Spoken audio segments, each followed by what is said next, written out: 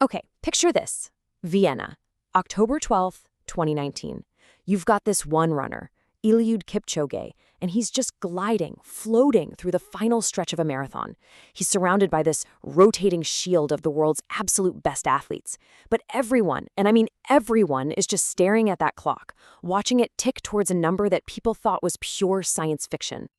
And then he does it. He crosses the line, 1 hour, 59 minutes, and 40.2 seconds. He actually did it. The entire marathon distance run in under 2 hours.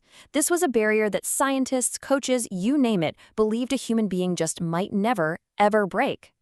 So the big question is, how? How did one man, with a whole lot of help, pull off what was basically considered impossible? Well, it's this incredible story of obsession, technology, and just pure, stubborn human will. So let's dive in and break it all down. But first, to really get why this is such a huge deal, you have to understand what this 2-hour barrier actually meant to the world of running. Why was this one number so important? For years, no, for decades, this wasn't just some goal, it was the ultimate moonshot. People called it the moon landing of athletics for a reason.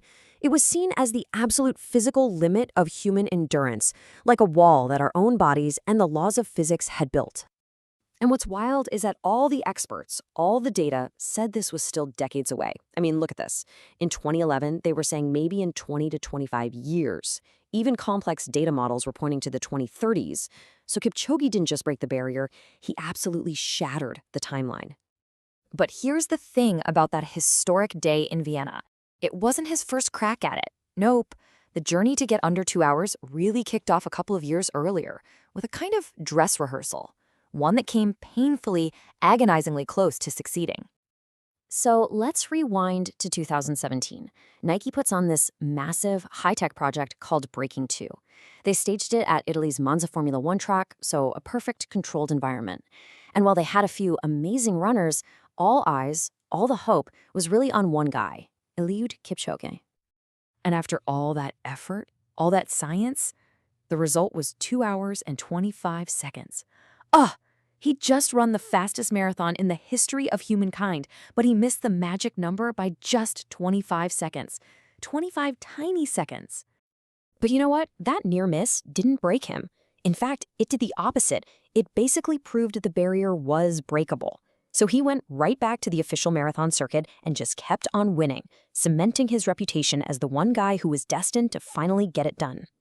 And his form was just unbelievable. The very next year, in 2018, he runs the Berlin Marathon. He doesn't just win, he smashes the official world record. Think about that. He was still getting faster. The stage was perfectly set for round 2. Right, so this second attempt, which was called the Ineos 159 Challenge, wasn't just another race. Oh no, this was a mission. It was an exercise in engineering where every single tiny detail was controlled for one single purpose: find a way to shave off those last 25 seconds. The team learned so much from that first attempt in Monza. They moved the whole operation to Vienna for a flatter course and better weather. They changed the formation of the pacemakers to a more aerodynamic V shape. And this is my favorite part. At Kipchoge's own request, they invited the public, turning a sterile lab experiment into a huge celebration. Every last detail was obsessed over. The course was almost perfectly flat, with trees to block the wind. He was wearing a prototype of Nike's now famous game-changing shoes. The Pacers acted like a human shield against air resistance. They even had his drinks delivered by a guy on a bicycle to make sure he never had to slow down for a fraction of a second. And make no mistake, this was not a solo effort. It took a literal dream team. 41 of the world's greatest runners. We're talking Olympic champions, world champions, running royalty, all came together to work selflessly in shifts just to protect Kipchoge and get him to that finish line. So, with every element perfectly in place, the team all gathered in Vienna. And on October 12, 2019, history was ready to be made. The race began. Now, if you want to see what perfect execution looks like on paper, just look at these splits for every 5 kilometers. It's just insane. They are so ridiculously consistent. Almost every single one is within a couple of seconds of the others. That isn't just a person running. That is machine-like metronomic precision. Just unbelievable.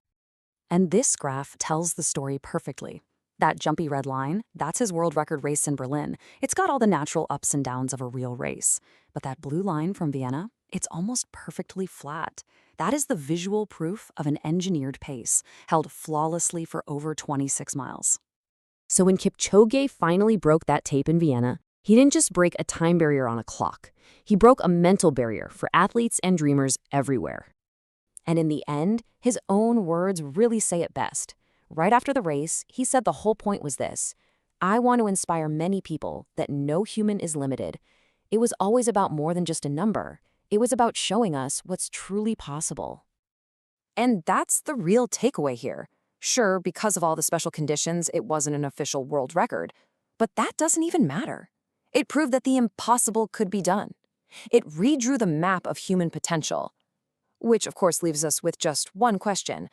Now that this moon landing has happened, what's the next impossible barrier for us to break?